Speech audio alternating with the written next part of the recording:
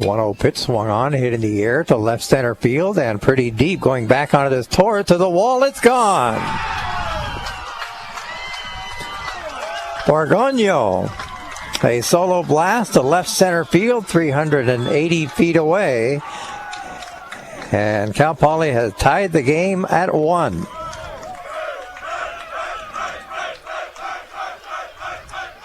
So Brett Borgonio, who last homered when he hit that grand slam in early March at home against Harvard, getting a chance.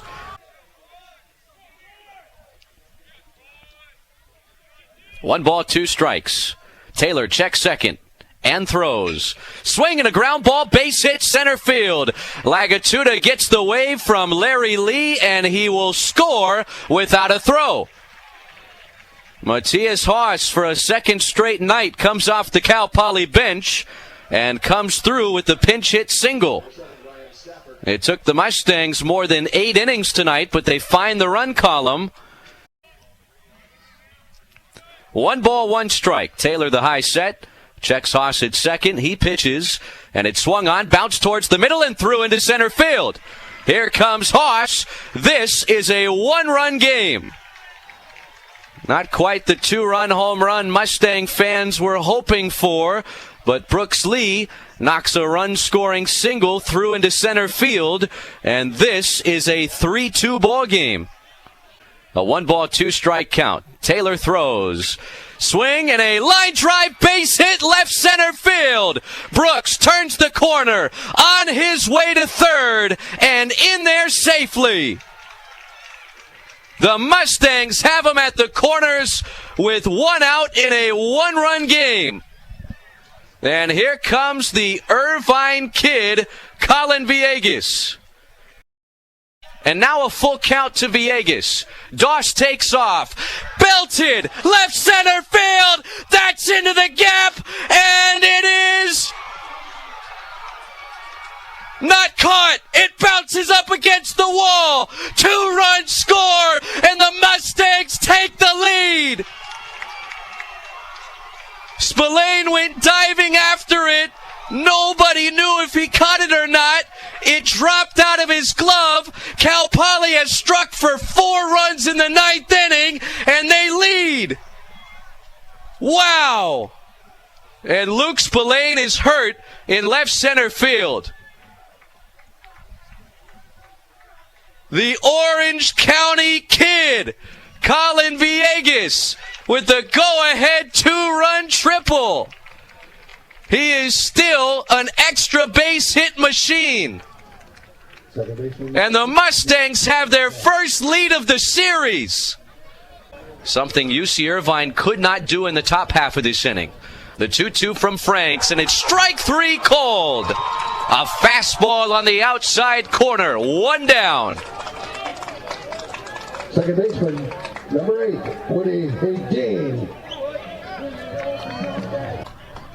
The 1-2 pitch. Strike 3 swinging. A high fastball right by Hayden. And the Mustangs somehow, some way, are 1 out away. More than 100 points lower this season. And he sends a 1-hopper to Marin Cons. The throw to first. What a win! Ball game over. Cal Poly scores 4 times in the top of the 9th inning, and they take game 2 from UC Irvine by a final of 4-3 in Southern Orange County. What a win for these Mustangs. Their 21st victory of the year, and yes, it was lucky. A 4 spot in the top of the 9th inning. A lot of tension between these clubs, and they will play in the rubber game of this series tomorrow. The 2-1 pitch. Swing and a fly ball center field. Backing up Spillane onto the warning track. He squares up shy of the wall, makes the catch. Samuelson tags, as does Doss, and it's 1-0 Cal Poly. A sacrifice fly off the bat of Ryan Stafford. And the Mustangs, for the first time in this series, score the game's first run.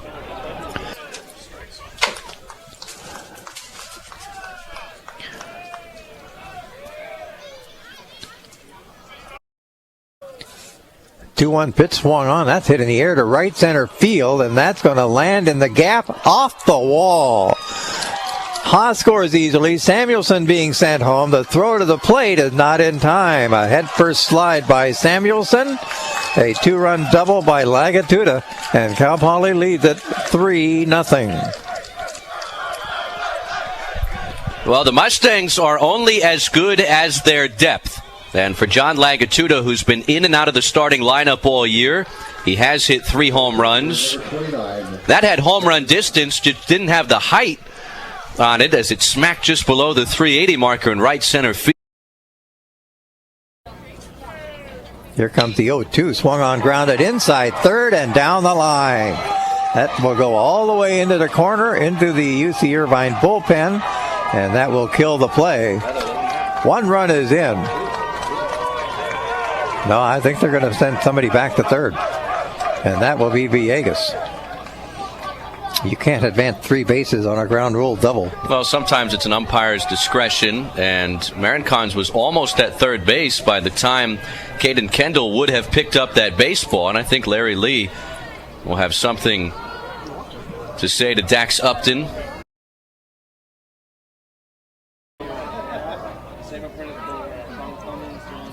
So the next pitch swung on, and that's hit well to right, all the way off the wall on 1 hop. That will easily score 2.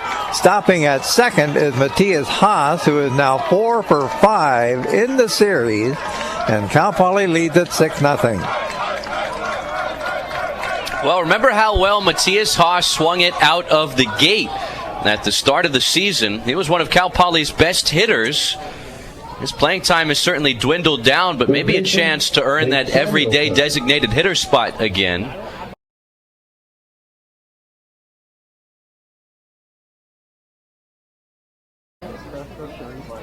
Oh, 1 pitch to Samuelson, base hit left field. Haas is being sent to the plate.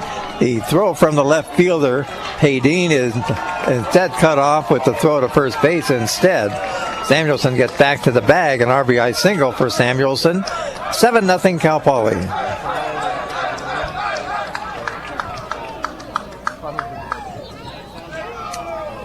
Center fielder Reagan Doss.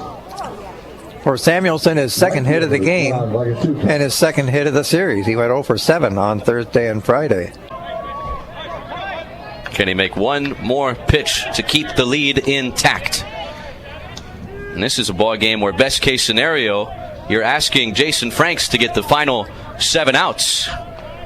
1 ball, 2 strikes. Here's the pitch. Swing and a miss. A fastball right by Nakawake, and UC Irvine leaves them loaded in the last of the 7th. Way ahead of Torres. The right-hander fires. Swing and a miss.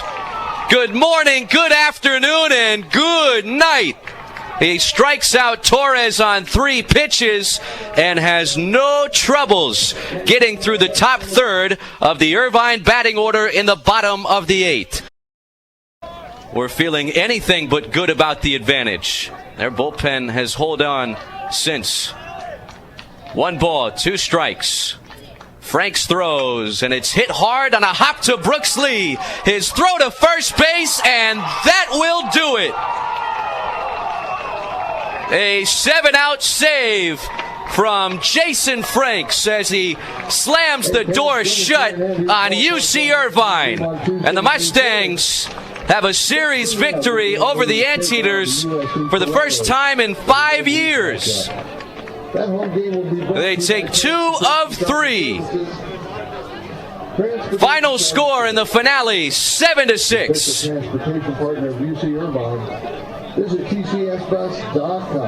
Cal Poly now 22-13, 9-3 in the Big West.